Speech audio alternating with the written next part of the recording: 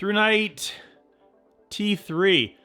This is an updated version of, as you might suspect, the T2. And this one, although it is actually a little bit less bright, because of the smooth reflector in there, throws farther per the stats. And we'll get into the throw in a little bit. This light is $65.95. I think I saw it for $55.95 on Amazon.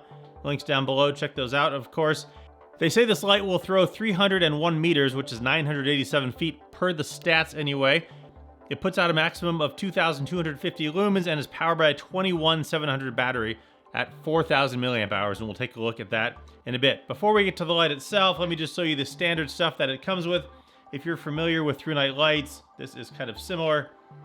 There's, of course, the instruction manual and a bunch of languages, which you can read through, but we're going to kind of cover this stuff here. There's the belt clip case. On the scale of tough belt clip cases, this is on the thinner side of the nylon. I feel like there's stiff cases and floppy cases. This case is more on the floppy side.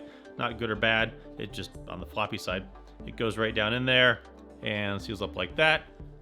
D-ring here, strap here, pretty much standard belt clip case with a little Thrunite logo right there. Nothing too fancy right there.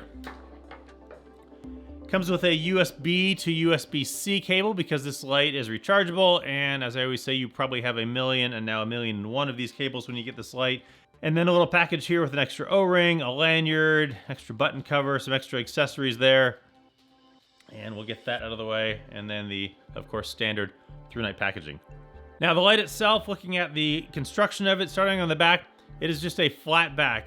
It will tail stand, of course. The back is not magnetic. That would be a nice feature if they wanted to make this magnetic. It's a pretty chunky light, but I think still with a strong magnet, it could affix to something like some of the other lights do. Photo of that is the pocket clip. The pocket clip is removable and it is bi-directional. You can either pull it up this way, you can pull it down this way, and it is a deep carry pocket clip. I'm admittedly not as much of a fan of these super deep carry pocket clips with this extra little piece up here, because I always fear that this little piece, which is pretty narrow, if you were putting this into some thick pants, it might be a little bit more tough to get in. I've not had a huge problem with that, but I prefer the pocket clips that are just kind of straight out and down.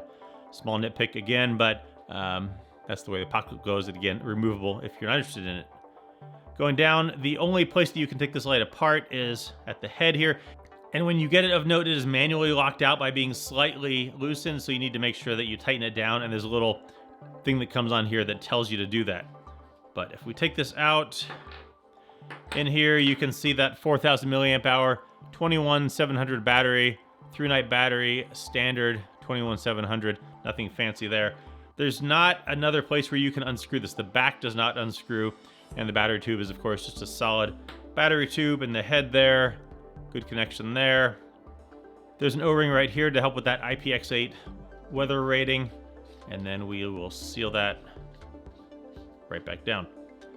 Forward of that here is the sealed charging port. You peel this back and you put that USB-C cable in there. It will light up red as it's charging, blue when it's fully charged. You seal that back down there, and again, for that IPX8 rating. On the other side is the button. The button is the only button that you use to actuate this light. We'll come back to that in a minute. And then forward to that, there's not really a heat sink. The heat sink is pretty small here. It's there, but it's not huge.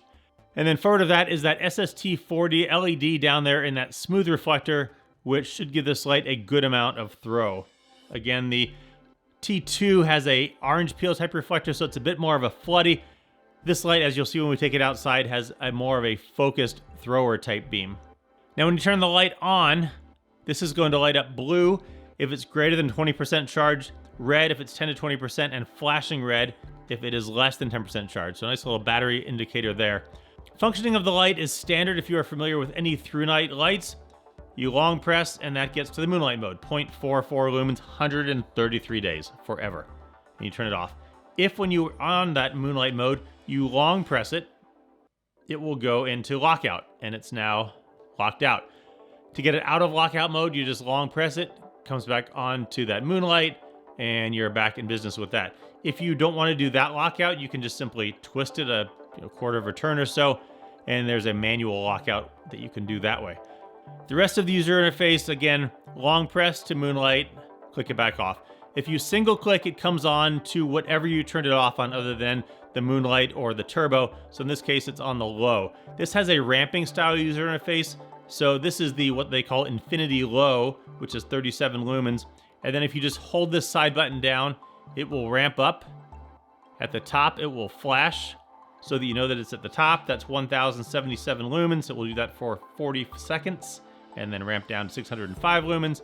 And then you can ramp back down. And when you get to the bottom, it again flashes. And so you can go back up somewhere in there, turn it off, turn it back on. Comes on to whatever brightness you turned it off from. From any mode, you can then double click and it goes to the turbo. That's 2250 lumens. It will do that for actually longer than the infinity high. It will do this for 50 seconds and then it will ramp down to 621 lumens. If you triple click, it goes to the strobe and then off. And then of course back on to that mode memory. Now, as far as the beam profile on this, they say that it will throw 987 meters. As I point out in all of my videos, the beam distance that you're going to get is going to depend on the particulate matter in the air. And tonight it happens to be a little bit snowy, and so it's kind of a lot of stuff in the air. And you can see across this football field over to that water tower. That water tower, I would say, is maybe 150 yards away. So not quite 987 feet, not quite 3+ football fields. It's about half that distance. But again, the night is a little bit more kind of foggy in there, as it were. You can see the beam profile, though. It is fairly narrow, but I think you're not going to get a crazy long thrower. This is a small light. The reflector is medium deep, not crazy deep.